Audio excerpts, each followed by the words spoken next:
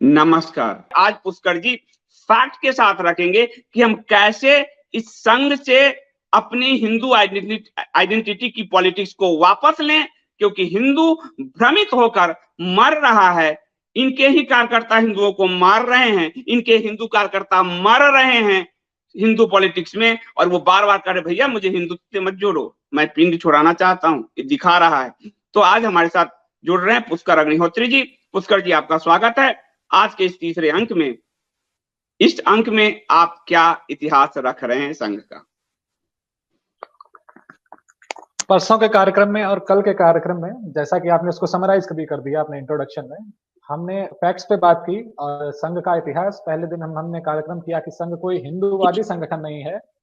संघियों ने या डॉक्टर हेडगेवार ने हिंदू समाज के भीतर एक एक्सपेरिमेंट किया था, और उनका जो एक्सपेरिमेंट था उसने हिंदू समाज को उनके धर्मशास्त्रों से, देवी देवताओं से दूर करके राष्ट्रवाद का एक नया शगुफा हिंदू समाज को दिया था। ये हमने परसों चर्चा की थी। कल हमने चर्चा की और ये सिद्ध भी किया फैक्ट्स के साथ, और आरएसएस के वेबसाइट और उनकी पुस्तकों से ही सिद्ध किया कि कैसे राष्ट्रीय स्वयंसेवक संघ हिंदुओं का प्रथम शत्रु है। पिछले 2 दिन की बातें तथ्यों पर आधारित थी, पूर्ण रूप से सारे तथ्य थे, और वो आप सारे तथ्य आपने दिखाए, मैंने रेफरेंसेस भी दिए। आज की जो चर्चा है कि हम राष्ट्रीय स्वयंसेवक संघ से अपनी नेतृत्व वापस कैसे लें, हिंदू समाज राष्ट्रीय स्वयंसेवक संघ से अपना नेतृत्व वापस कैसे लें। तो आज की चर्चा मेरा सबमिशन है। ये जो मेरी थीसिस थी, इस पर आज की चर्चा मेरा सबमिशन है। मेरी जो भी विचार दृष्टि हुई, जो भी मेरी समझ बन पाई है हिंदू समाज को लेकर, भारतीय राजनीति को लेकर और संघ का अध्ययन करने के बाद, तो अपनी उस समझ के आधार पर मैं अपने सबमिशंस की चर्चा में दूंगा कि राष्ट्रीय स्वयंसेवक संघ से हिंदू समाज अपना पीछा कैसे छुड़ाए, कैसे हिंदू समाज राष्ट्रीय स्वयंसेवक संघ से और भारतीय जनता पार्टी और उनके अन्य संगठनों से अपना नेतृत्व वापस ले। तो इस चर्चा को मैं इसी इंट्रोडक्शन के साथ शुरू करना चाहता हूं कि जैसा कि हम पहले जान चुके हैं कि हमारे पास जो एक अंतिम चारा बचता है कि हमें अपना नेतृत्व संघ से वापस लेना पड़ेगा। और क्यों वापस लेना पड़ेगा, इसकी चर्चा हम ऑलरेडी कर चुके हैं कल और परसों। तो मेरी दृष्टि में संघ से नेतृत्व वापस लेने के लिए जो उपाय है, या जिसको मैं टूल के रूप में देखता हूं, वो एक थिंक टैंक है। ऐसा थिंक टैंक बनना चाहिए जो कि हिंदू कॉजेस के लिए डेडिकेटेड हो।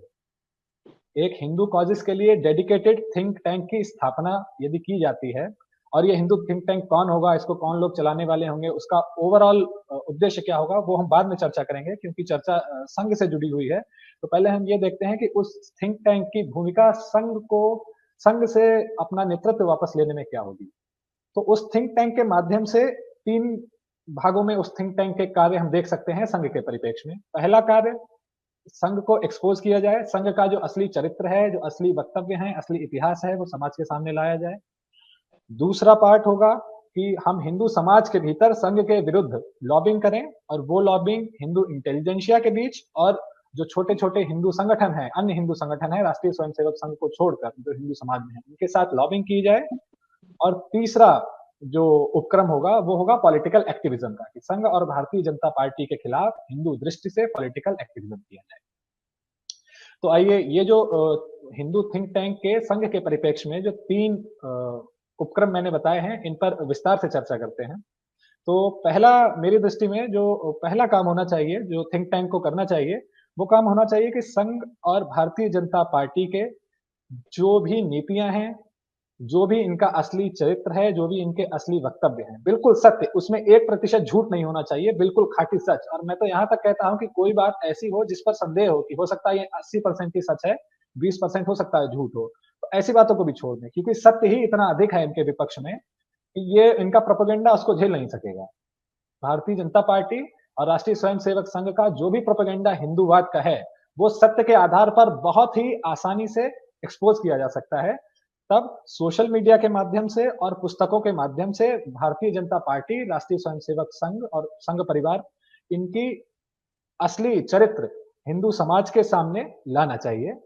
और ये चरित्र, इनका असली चरित्र हिंदू समाज के सामने कैसे लाना चाहिए, इसका भी जो मेरे मन में विचार है, मुझे ऐसा लगता है कि इस चीज का, ये जो एक्सपोज करने वाली बात है, इसको युद्ध स्तर पर करना चाहिए। एक डेडिकेटेड टीम जो कि थिंक टैंक के नीचे ही काम करे, एक डेडिकेटेड टीम जो कि सोशल मीडिया के माध्यम से सामान्य भाषा में, सामान्य शब्दों में, बहुत ही सिंपल आर्ग्यूमेंट्स, बहुत ही सिंपल भाषा में और फैक्ट्स एंड आर्ग्यूमेंट्स के साथ, साधारण भाषा, हिंदी में, बंगाली में, अन्य भारतीय भाषाओं में लोगों को बड़े स्तर पर लोगों तक पहुंचाए। जैसे राजनीतिक पार्टियों के आईटी सेल होते हैं और वो अपना एजेंडा पुश करते हैं, मुझे ऐसा लगता है कि हिंदू थिंक टैंक बनना चाहिए, उनका एक अपना आईटी सेल तरीके की एक टीम होनी चाहिए और वो इस सत्य को अपनी पूरी शक्ति के साथ हिंदू समाज में और सर्वसाधारण में इसको प्रसारित करें, क्योंकि हम सत्य बोल रहे हैं। यदि वामपंथी या फिर अन्य पॉलिटिकल पार्टियां या फिर हिंदू विरोधी लोग आईटी सेल का यूज कर सकते हैं, यदि स्वयं Bharatiya Janata party IT cell का उपयोग हिंदुओं को चारा बनाने में कर सकती है, तो हिंदू आईटी सेल का उपयोग काउंटर करने के लिए इनके जो हिंदू विरोधी कार्य हैं उनको काउंटर करने के लिए क्यों नहीं कर सकते? तो एक ऐसा आईटी सेल जो सत्य के आधार पर भारतीय जनता पार्टी, राष्ट्रीय स्वयंसेवक संघ को सामान्य हिंदू जनमानस के सामने एक्सपोज करे। पहला कार्य हुआ ये आईटी सेल का, और जितनी ही शक्ति से आईटी सेल, या मैं इसको आईटी सेल कह रहा हूं, आईटी सेल आजकल बहुत घृणित शब्द है, जैसा भी हम इसको कह लें, जितनी भी शक्ति से हमारी ये टीम इस सत्य को, भारतीय जनता पार्टी और राष्ट्रीय स्वयंसेवक संघ के सत्य को हिंदू समाज के अंदर प्रसारित करेगा, जितनी अधिक शक्ति से, उतनी ही जल्दी हिंदू समाज का, हिंदू जनमानस का मोह भारतीय जनता पार्टी से और राष्ट्रीय स्वयंसेवक संघ से अपने आप दूर हो जाएगा, बिना किसी स्ट्रेटजी के, बिना किसी मास्टर स्ट्रोक के। सत्य में इतनी ताकत है कि वो हर किसी प्रोपेगेंडा को नष्ट कर सकता है। तो इसलिए सत्य बहुत साधारण सी चीज, जो कि बिल्कुल इनके अपने वक्तव्य हैं, उनको बहुत ही शक्ति के साथ प्रॉपर स्ट्रक्चर्ड वे में, ऑर्गेनाइज्ड वे में, सिस्टमैटिक वे में सामान्य हिंदू जनमानस के पास बड़ी संख्या में पहुंचाया जाए सिस्टमैटिक रूप से, तो अपने आप ये एक्सपोज होंगे और हिंदू समाज इनको पहचानेगा, इनके असली चरित्र को पहचानेगा। फिर दूसरी बात आती है कि भारतीय जनता पार्टी, और यहाँ पर मूल रूप से राष्ट्रीय स्वयंसेवक संघ की बात करता हूं। अच्छा, एक चीज और मैं कहना चाहूंगा कि राष्ट्रीय स्वयंसेवक संघ या संघ परिवार के पास हिंदुओं का दो तरीके का नेतृत्व है। पहला सांस्कृतिक नेतृत्व है और दूसरा नेतृत्व पॉलिटिकल नेतृत्व। लीगल नेतृत्व हमारा कोई नहीं करता है, तो पॉलिटिकल नेतृत्व और सांस्कृतिक नेतृत्व दोनों पर संघ ने और भाजपा ने कब्जा कर रखा है। तो हम, ये दो अलग अलग चीजें हैं, कुछ चीजें संस्कृति से जुड़ी हुई हैं, कुछ चीजें राजनीति से जुड़ी हुई हैं। तो हमें ये ध्यान में रखते हुए कि हमें किस चीज के लिए सांस्कृतिक चीजों पर इनको एक्सपोज करना है, किन चीजों के लिए हमें इनको राजनीतिक चीजों पर एक्सपोज करना है, क्योंकि दो अलग अलग विषय हैं और मेरे ख्याल से संस्कृति और राजनीति को अलग अलग ही रहना चाहिए। बहुत ज्यादा घाल होने पर संस्कृति को हमेशा ही नुकसान हुआ है, ऐसा मेरा मानना है। तो जो दूसरा मेरा इसमें सबमिशन है कि हिंदू टैंक का जो काम होगा, दूसरा काम होगा कि संघ के विरुद्ध जो थिंक टैंक है वो लॉबिंग करे, और वो लॉबिंग दो स्तर पे होगी। पहली लॉबिंग हिंदू इंटेलिजेंशिया के अंदर। हिंदू इंटेलिजेंशिया कौन है? हिंदू इंटेलिजेंशिया में हमारे धर्माचार्य, परंपरा प्राप्त धर्माचार्य, हमारे विद्वान, हमारे चिंतक, हमारे कथावाचक और जितनी भी महत्वपूर्ण हमारे पत्रकार और जितनी भी महत्वपूर्ण पर्सनैलिटीज हिंदू समाज में हैं, उनके साथ बैठकर, उनसे संवाद बनाकर संघ के जो भी हिंदू विरोधी वक्तव्य हो, या एक उदाहरण के तौर पर देखते हैं, जैसे संघ ने कल को कहा कि भारत में, फिर से संघ का बयान आता है कि भारत में रहने वाले सभी लोग हिंदू हैं। तो ऐसी स्थिति में हमारा थिंक टैंक सभी धर्माचार्यों के पास जाकर, या अधिक से अधिक धर्माचार्यों के पास जाकर, या पूर्ण रूप से पूरी हिंदू इंटेलिजेंशिया के पास जाकर उनसे कहेगा कि पहले तो आप अपना मत स्पष्ट कीजिए कि हिंदू कौन। वो अपना हिंदू, जब वो अपना मत स्पष्ट करेंगे तो हम बताएंगे, उनसे कहेंगे कि देखिए संघ तो ऐसा कह रहा है, तब वो कहेंगे संघ गलत कह रहा है। जब वो कहेंगे कि, जब वो संघ का खंडन करेंगे तो हम इस चीज को रिकॉर्ड कर लेंगे, उनसे ऑफिशियली इस चीज का वक्तव्य लेंगे कि देखिए संघ गलत है। और फिर तीसरी बात जो हम उनसे कहलवाएंगे कि संघ को ऐसा बोलना बंद करना चाहिए, संघ ये बात झूठ बोल रहा है, ये गलत बात बोल रहा है, और संघ को कोई भी अधिकार नहीं है हिंदू समाज के विषय में ये बातें करने का, क्योंकि हिंदू समाज एक, आखिरकार हिंदू समाज एक समाज है जो कि धर्मशास्त्रों पर आधारित है, सीधी बात है।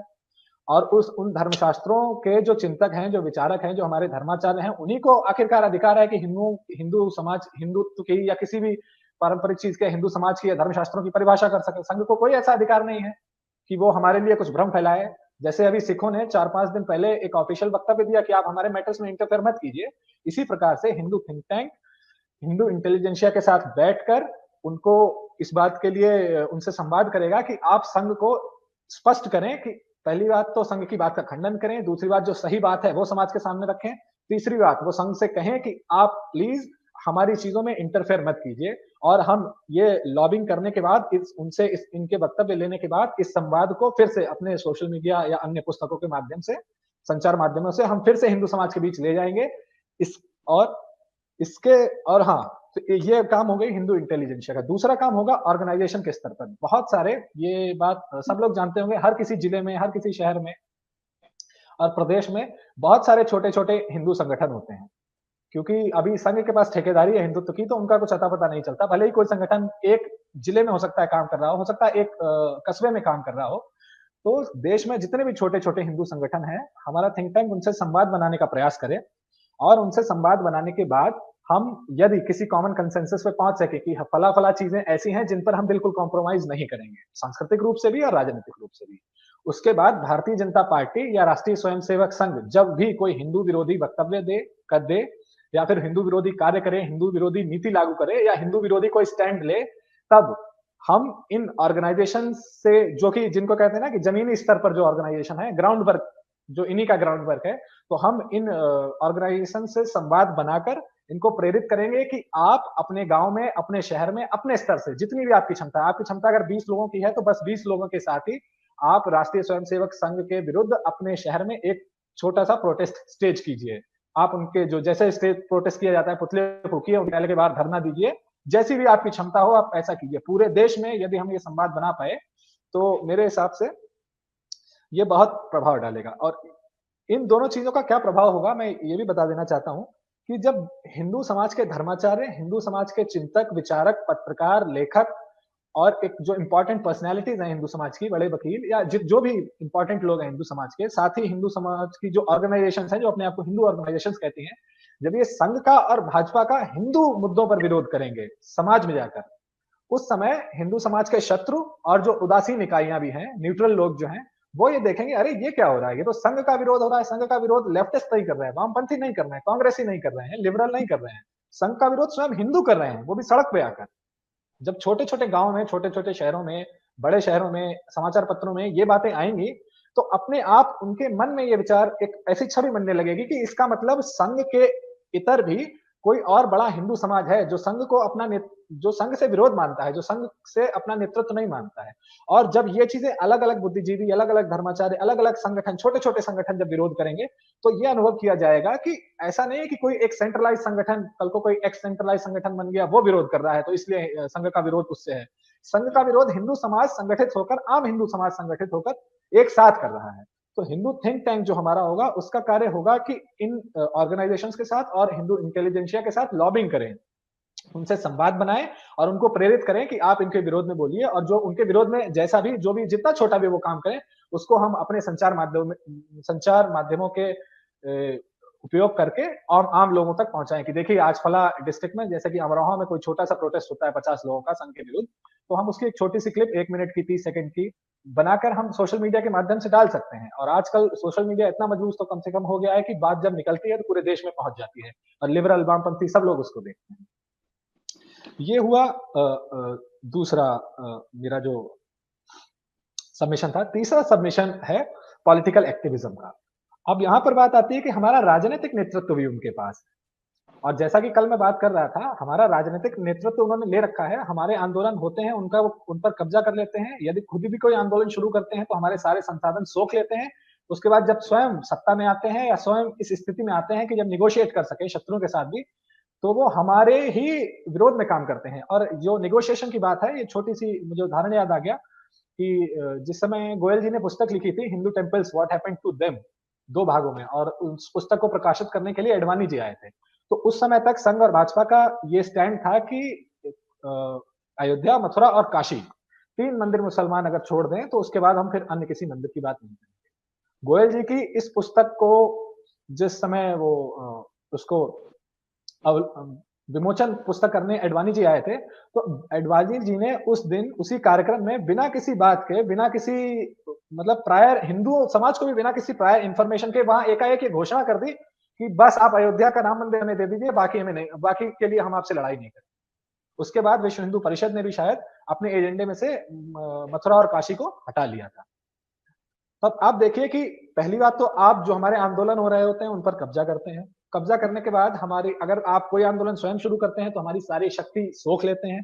उसके बाद जब आप निगोशिएशन करने के लिए हम आपको भेजते हैं, तो निगोशिएशन, आप हमारे पक्ष में निगोशिएशन करना तो दूर, आप पहले से ही आप इतने कमजोर बुद्धि के हैं कि, या फिर आपकी मंशा वैसी नहीं है कि आप पहले से ही निगोशिएशन में अपने हथियार डाल देते हैं। मतलब आपको बेसिक आर्ट ऑफ निगोशिएशन भी नहीं आती है।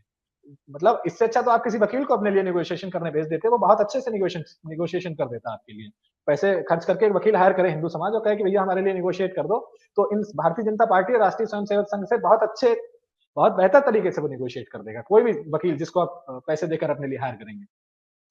अगली बात, जब आप सत्ता में आते हैं, सत्ता में आते ही ऐसा लगता है कि आपका तो पुनर्जन्म हो गया, परिवर्तन हो गया है, कोई दूसरे ही व्यक्ति थे अभी तक जिनसे हम बात कर रहे थे, अब कोई अन्य व्यक्ति हैं आप।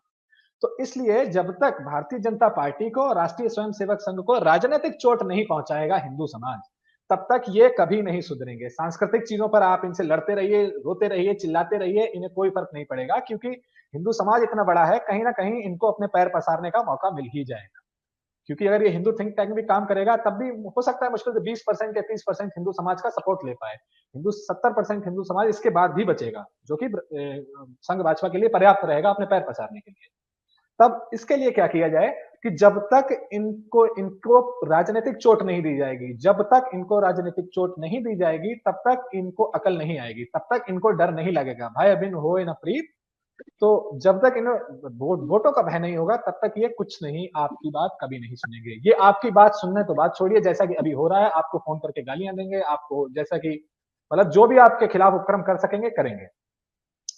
तब इसके लिए क्या करना चाहिए पॉलिटिकल एक्टिविज्म के लिए? मेरे विचार में सबसे पहली बात तो जितनी भी इनकी हिंदू विरोधी नीतियां हैं, हिंदू विरोधी वक्तव्य है, हिंदू विरोधी कार्य हैं, इनके राजनीतिक पार्टी के, उसको बड़े पैमाने पर समाज के सामने पहुंचाना चाहिए सरल भाषा में, क्योंकि बहुत सारी चीजें दब जाती हैं। दूसरा कार्य करना चाहिए कि जो इनका हिंदू वोटर बेस है, जिसकी कल मैं बात कर रहा था, जो छोटे छोटे गांव में है, जो साधारण लोग हैं, जो बहुत ज्यादा, जो शायद ट्विटर पे भी नहीं है उतना, लेकिन फेसबुक आजकल जैसा कि सब चलाते हैं, और साधारण लोग हैं, बहुत ज्यादा हाई प्रोफाइल लोग नहीं है, या बहुत ज्यादा समझदार लोग भी नहीं है। वो जो इनका हिंदू वोटर बेस है, अगर हम कैसे भी अपनी शक्ति से या इसके लिए कोई रणनीति बनाकर उस हिंदू वोटर बेस को का मोह भंग संघ और भारतीय जनता पार्टी से कर दें, तब भारतीय जनता पार्टी और राष्ट्रीय स्वयंसेवक संघ को छठी का दूध याद आ जाएगा तुरंत। इनको याद आएगा कि हिंदू समाज भी कोई है। फिर जैसे ये पहले किया करते थे कि जरा सी किसी ने बात की तो ये एकदम मचल जाया करते, लड़ जाया करते थे हिंदू चीजों के लिए, जब ये विपक्ष में हुआ करते थे। बिल्कुल वही स्थिति पुनः वापस आ सकती है। कब? जब हम इनके हिंदू वोटर बेस को क्षति पहुंचा पाए, जब हम इनके हिंदू वोटर बेस का मोह भंग कर सकें। और तीसरी बात है कि हमें हिंदुओं को अपने 4-5 सांसद किसी भी प्रकार से पार्लियामेंट में भेज देने चाहिए। अब वो सांसद कैसे हों? अब कोई नई राजनीतिक हिंदू पार्टी, जैसा कि आजकल विचार चल भी रहा है, वो पार्टी सामने आकर कार्य करना चाहती है, तो बिल्कुल उस पार्टी का सपोर्ट हिंदू थिंक टैंक करे, उनके साथ कोलैबोरेट करे। यदि कोई इंडिपेंडेंट ऐसी हिंदू पर्सनैलिटीज हैं, पूरे देश में 4 या 5 ही बहुत हैं, ऐसी पर्सनैलिटीज जो अपने क्षेत्र में चुनाव जीत सकती हैं, ऐसी अगर हिंदू 4-5 पर्सनैलिटीज भी पार्लियामेंट में इंडिपेंडेंटली चली जाती हैं और उनके साथ हम कोलैबोरेट करें, जैसे भी जो भी हम हिंदू थिंक टैंक के माध्यम से उनके लिए जो भी हम जिसको नैरेटिव बना सकें और जो भी उनकी सहायता कर सकें, और उनको लाकर ऐसे प्रखर हिंदूवादी 4-5 सांसदों को अगर हम पार्लियामेंट में भेज सकें, जो किसी भी हिंदू मुद्दे पर अड़ जाएं, जो किसी भी राजनीतिक पार्टी से तभी हिंदू मुद्दों पर ही कोलैबोरेट करें, अपनी हिंदू एजेंडा तैयार रखें और कहें कि अगर आप इन चीजों पर हमारा साथ देंगे तो हम आपको समर्थन देंगे, अन्यथा हम आपका विरोध करेंगे। जो पूरे विश्व में हिंदुओं के ऊपर हो रहे किसी भी अत्याचार के ऊपर पार्लियामेंट में हंगामा करने के लिए जिनमें मादा हो, जिनमें इतनी दम हो, ऐसे अगर 4-5 लोग भी हमने पार्लियामेंट में भेज दिए, तब कम से कम हम उस स्थिति पर आ पाएंगे कि हिंदू समाज के जो मित्र हैं, हिंदू समाज के जो शत्रु हैं और जो उदासीन हैं, उनकी नजर में ये आएगा कि अरे ये 4-5 सांसद, ये इतने सारे छोटे-छोटे हिंदू संगठन, ये इतने सारे धर्माचार्य, लेखक, चिंतक, पत्रकार राष्ट्रीय स्वयंसेवक संघ और भाजपा का विरोध कर रहे हैं, तो ये बहुत आम धारणा समाज में बनेगी कि राष्ट्रीय स्वयंसेवक संघ और भारतीय जनता पार्टी हिंदू समाज की ठेकेदार नहीं है, हिंदू समाज का प्रतिनिधित्व नहीं करती है। ये बात एक आम धारणा के रूप में अपने आप सामने आने लगेगी। तब संघ के प्रतिनिधि, जो संघ हमारा प्रतिनिधि है, ये बात अभी शत्रु भी, एक तो हिंदू समाज के सभी शत्रु भी यही चाहते हैं कि संघ को हिंदुओं का प्रतिनिधि माना जाए। कारण क्या है कि आप देख चुके हैं कि संघ वो ये बात अच्छे से जानते हैं कि हमारे हितैषी नहीं है, तो वो ये चाहते हैं कि एक थ्रेशोल्ड बना रहे जिस पर हम संघ कोई गाली देते रहे। अरे कोई, अगर मैं हिंदूवादी बात कर रहा हूँ तो कल को कोई लिबरल मुझे कहेगा अरे ये देखो संघी है, ये तो संघी है, बिना मेरी बात सुने मुझसे कहेगा ये तो संघी है। अरे भाई मैं तो संघी नहीं हूँ, मैं तो संघ विरोधी हूँ, मैं तो हिंदू हूँ। तो क्योंकि सारा प्रतिरोध संघ पर ही रुक जाए और सारा फोकस स्पॉटलाइट संघ के ऊपर चली जाए, इसलिए जो हमारे शत्रु हैं वो भी चाहते हैं कि संघ ही हमारा प्रतिनिधि रहे। हाँ वो असल पुष्कर जी, इस वही बात है, इसमें मैं क्योंकि उसमें आपको सपोर्ट कर देता हूँ फैक्ट से, कि जैसे कांग्रेस के अधिवेशन में जब गृह मंत्री थे सुशील कुमार शिंदे जयपुर में, तो उन्होंने कहा था आरएसएस और संघ के अंदर जो है आतंकियों की ट्रेनिंग दी जा रही है, ये बात नाम लिया था। पर वो हिंदू आतंकवाद के रूप में पूरे समाज पे ऐसा थोपा गया कि हम सब भाजपा संघ के साथ खड़े हो गए। एक बात, क्योंकि अभी अमेरिका में हुआ कि जो संघ के विरोध में प्रोग्राम हुए, पर वो ऐसा दिखाया गया कि वो हिंदुओं के विरोध में, और हम हिंदू खड़े हो गए। तो हिंदू तो अपनी लीडरशिप संघ को दे ही रहा है। वो लोग भी जो आप कह रहे हैं, वो जो विपक्ष की विचारधारा है, उस विचारधारा ने संघ को, भाजपा को स्ट्रांग किया है। लोगों को लगता है कि बरखा दत्त, राजदीप सरदेसाई, करण थापर भाजपा और संघ का विरोध कर रहे हैं। नहीं, वो सपोर्ट कर रहे हैं, वो उनके लिए वोट लाने का काम कर रहे हैं, हिंदू समाज को उग्र करके। आप इसको देखिए कि अगर गुजरात के इलेक्शन से हम, गुजरात के दंगे से हम अगर लेते हैं, कहा गया कि नरेंद्र मोदी जी मुस्लिम विरोधी हैं, यही पोर्ट्रेट किया गया सब जगह, हिंदू हृदय सम्राट, सब कुछ कहा गया।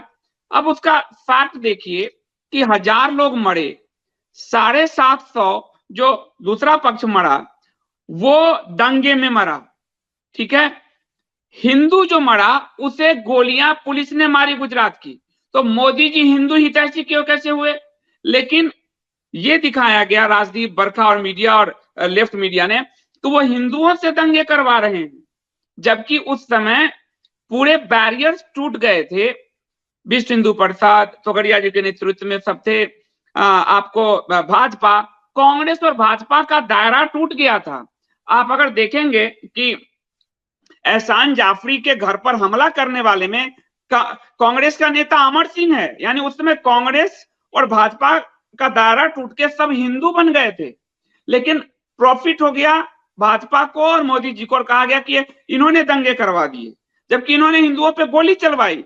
300 हिंदू जो मरे हैं गुजरात दंगे में, उस एक एक डेट वाइज डिटेल मैंने अपनी पुस्तक में रखी है, और वो गुजरात सरकार के ही आंकड़े हैं कि हिंदुओं पे गोली चलाई गई थी। अब जैसे आपने देखा कि अभी दिल्ली के दंगे हुए, दिल्ली के दंगे में करीब 53 लोग मरे हैं, एंटी हिंदू दंगा था। लेकिन एंटी हिंदू में पुलिस ने, जो दिल्ली पुलिस अमित शाह जी के अधीन है, उसने कोई इंटरफेयर नहीं किया।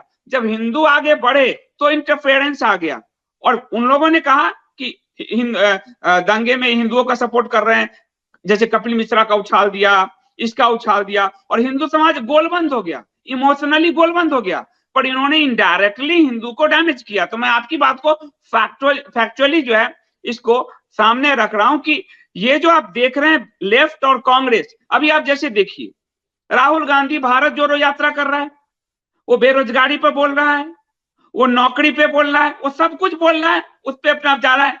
एकाएक वो बेमतलब में सावरकर आ गया। अब वो फायदा भाजपा को हो रहा है, आप उसको देख लीजिए कि वो फायदा कहां कन्वर्ट हो रहा है। मतलब कोई लेना देना नहीं, कुछ भी नहीं, लेकिन सावरकर आ गया, बेरोजगारी पे सब पे वो घेर रहा है, लेकिन आ गया, सावरकर पे आ गया।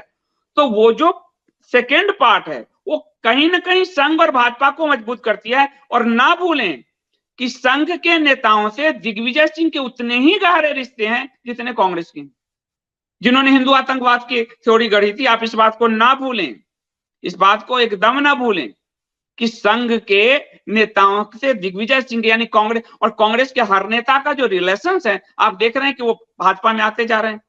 आपने कभी नहीं देखा कि गुलाम नबी आजाद जी से मोदी जी की कितने गहरे रिलेशन थे, मोदी जी फूट फूट कर रोए, और हम गुलाम नबी आजाद पे हमला करते थे हिंदू बन के, जब भाजपा को घेरता था, संघ को घेरता था। लेकिन हमें क्या मालूम कि ये कोलैबोरेशन है। हिंदू समाज को ये समझाना पड़ेगा कि एंटी इंडिया और एंटी हिंदू फोर्स के साथ इनके कोलैबोरेशन है, जो बार बार झलक रहे हैं, और ये हिंदू समाज को उद्वेलित करने के लिए है, ताकि हिंदू समाज उद्वेलित होकर अपना क्रोध सड़क पे तो कहां निकालेगा, वोट में निकाले और वो इनको दे। तो ये एक पुरानी इनकी जो है, और गुजरात से अगर आप स्टडी कर लें गुलाम नबी आजाद तक आ जाए, पूरा हिंदू समाज गुस्से में था शरद पवार के खिलाफ। मुंबई के दंगे हुए, शरद पवार के नाम बोहरा कमेटी की रिपोर्ट में है। बोहरा कमेटी का गठन कांग्रेस ने किया, भाजपा कभी नहीं करती। कांग्रेस ने, पीवी नरसिम्हा राव की सरकार ने किया, जिसमें शरद पवार के नाम आए और कांग्रेस के बड़े नेताओं के नाम आए, गुजरात के चीफ मिनिस्टर तक के कांग्रेस के नाम आए जो दाऊद के साथ जुड़े हुए थे।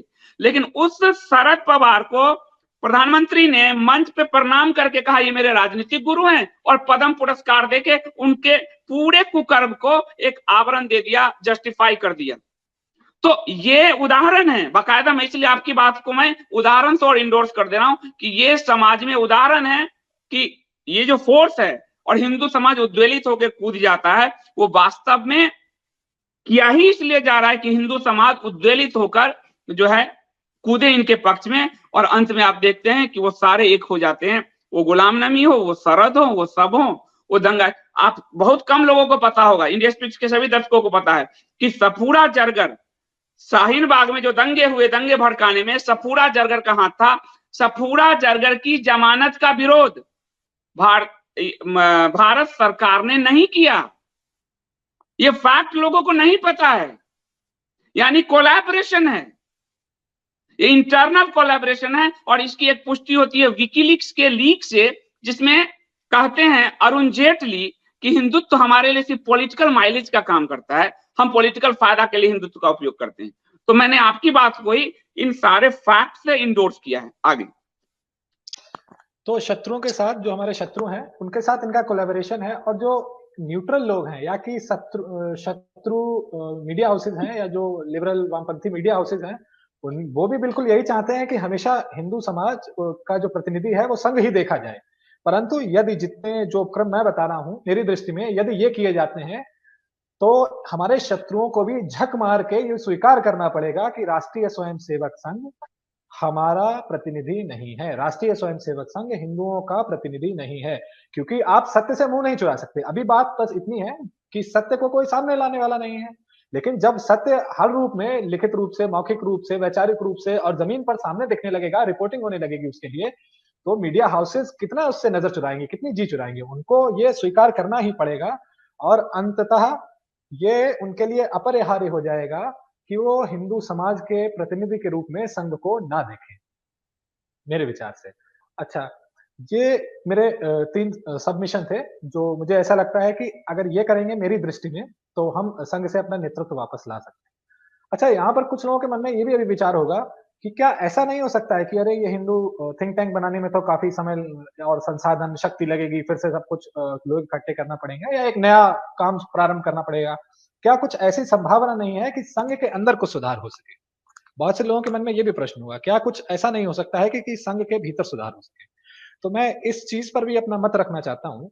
मेरा मत है कि देखिए, व्यक्ति अगर कुछ गलती करता है तो उस गलती को अगला व्यक्ति आके सुधार देता है। लेकिन किसी संस्था या ऑर्गेनाइजेशन की जब पॉलिसी ही गलत हो या आपके विरोध में हो या आपके समर्थन में ना हो, तब भले ही कोई भी व्यक्ति वहां पहुंच जाए, वो कुछ बहुत ज्यादा बदलाव कभी नहीं ला सकता। उदाहरणार्थ, अगर कोई आज बहुत ही ज्यादा हिंदूवादी व्यक्ति, प्रखर हिंदूवादी व्यक्ति प्रधानमंत्री भी देश का बन जाता है, तो भले ही छोटे मोटे बदलाव, वो उतनी चीजें खराब ना हो, वो न्यूट्रल चीजों को रोक ले, लेकिन आप अगर यदि ये सोचे कि वो इंडियन स्टेट के और इंडियन ये जो पॉलिटिकल सिस्टम के भीतर रह के कुछ बहुत ही क्रांतिकारी काम कर देगा हिंदुओं के लिए, तो मुझे इसकी संभावना बहुत ही कम लगती है। क्योंकि एक संस्था हमेशा नीतियों के आधार पर चलती है और एक संस्था हमेशा परंपराओं के आधार पर चलती है। संघ कोई आज का नया संगठन नहीं है, पुराना संगठन है। दूसरी बात, संघ का जो भी लीडरशिप होती है वो किसी चुनाव के माध्यम से नहीं आती है। जो भी सरसंघ चालक होते हैं या जो उनकी टॉप 10-15 लोग उनके होते हैं, वो कभी चुनाव के माध्यम से नहीं आते हैं। और ना ही ऐसा होता है कि ठीक है 3-4 साल पहले किसी ने संगठन ज्वाइन किया और चुनाव हुआ और वो आ गया। ये वो लोग हैं जिन्होंने अपने 40 साल, 50 साल, 30 साल संगठन को दिए हुए हैं। अब आप सोचिए, आज मैं 30 साल का हूं, अगर आज कोई व्यक्ति 30 साल का है, तो आज वो अपनी चीजें, आज वो उसने संघ ज्वाइन किया, संघ के काम अंदर जब उसने काम करना शुरू किया, तो उसको कंफर्म करना पड़ेगा जो आज की लीडरशिप की नीति है। अगर उसको ऊपर बढ़ना है संगठन में, ये हर संगठन में होता है, यदि आपको ऊपर बढ़ना है संगठन में, तो आपको जो संगठन के महत्वपूर्ण लोग होते हैं उनके साथ कंफर्म करना पड़ता है, कोलैबोरेट करना पड़ता है। तो आपको उन्हीं की बात माननी पड़ेगी, उन्हीं के आधार पर काम करना पड़ेगा। उन्हीं की ट्रेनिंग में आप 30-35 साल काम करते हैं, तब जाके आप स्वयं इस स्तर पर आ पाते हैं कि शीर्ष नेतृत्व पर आ पाए। अब आप ये मानिए किसी व्यक्ति की 30 साल, 40 साल ट्रेनिंग हुई हो किसी एक नीति को लेकर, एक विचार को लेकर, एक तरीके, एक बिहेवियर को लेकर, काम करने के एक तरीके को लेकर, आप ये उम्मीद करें कि एकाएक वो व्यक्ति जब शीर्ष पर पहुंचेगा तो क्रांतिकारी बदलाव करेगा, वो कभी क्रांतिकारी बदलाव नहीं कर सकता, क्योंकि उस संगठन की परंपरा ही कुछ और पड़ी थी और वो उस परंपरा का एक प्रोडक्ट है। और कई बार ऐसा भी होता है कि कुछ विरले लोग एक्सेप्शन होते हैं कि वो निकल आते हैं बीच में, रिबेल टाइप होते हैं, जो सही बात के लिए कई बार अड़ जाते हैं, जो कई मुद्दों के लिए अड़ जाते हैं, जो सही बात के लिए झगड़ा करते हैं कि नहीं ऐसा होना चाहिए, वो भी कई बार शीर्ष पर पहुंच जाते हैं। तो ऐसी स्थिति में क्या होता है, जब ऐसे लोग शीर्ष पर पहुंचते हैं, तो वो एक अकेला व्यक्ति और अन्य पूरा शीर्ष नेतृत्व, उनके बीच में टकराव शुरू हो जाता है और जब टकराव प्रारंभ होता है, तब उस एक व्यक्ति को साइडलाइन कर दिया जाता है। इसके उदाहरण अशोक सिंघल जी हैं, प्रवीण तोगड़िया जी हैं और अन्य कई लोग, अच्छे लोग भी। ऐसा नहीं है कि संघ के अंदर शायद सभी लोग ऐसे होंगे, कुछ अच्छे लोग भी होंगे। बात इतनी होती है कि वो लोग कभी पॉलिसी मेकिंग में आ नहीं पाते हैं, उनको साइडलाइन कर दिया जाता है, उनको ऐसे दायित्व दे दिए जाते हैं जो बहुत मुलायम होते हैं। मान लीजिए संघ का अखिल भारतीय कार्यकारिणी है, बड़ी कार्यकारिणी है, उसके अंदर एक दायित्व चलता है घोष प्रमुख की। घोष प्रमुख के दायित्व अगर आपको दे दिया जाएगा, आप बहुत अच्छे व्यक्ति हैं, प्रखर हिंदूवादी हैं और आपको घोष प्रमुख बना दिया गया, तो ठीक है, आपने पूरा जीवन संघ के लिए लगाया, हिंदुत्व के लिए लगाया, बहुत प्रखर हिंदुत्ववादी थे, लेकिन आप घोष प्रमुख बन गए तो आप नीतिगत बदलाव संगठन में कभी नहीं ला सकेंगे। आप एक बहुत ही कल्चर, संघ के भीतर की एक परंपरा के प्रमुख है, तो आप उसको सदैव देखते रहेंगे। तब ये विचार कीजिए कि अच्छे लोग संघ के भीतर जो हैं, वो भी यदि कुछ क्रांतिकारी कार्य करना चाहते हैं हिंदू समाज के लिए, तो वो संघ के भीतर रह के ऐसा कोई कार्य नहीं कर सकते हैं। उनको भी संघ के बाहर आना पड़ेगा, भले ही वो अपना संगठन बनाएं, भले ही अन्य लोगों के साथ कोलैबोरेट करें या वो जो भी करें। परंतु संघ के भीतर मेरी दृष्टि में कोई भी संघ से किसी भी बदलाव की उम्मीद करना मेरी दृष्टि में बिल्कुल ही गलत है और ये नीतिगत गलत बात होगी, मेरी समझ के आधार पर।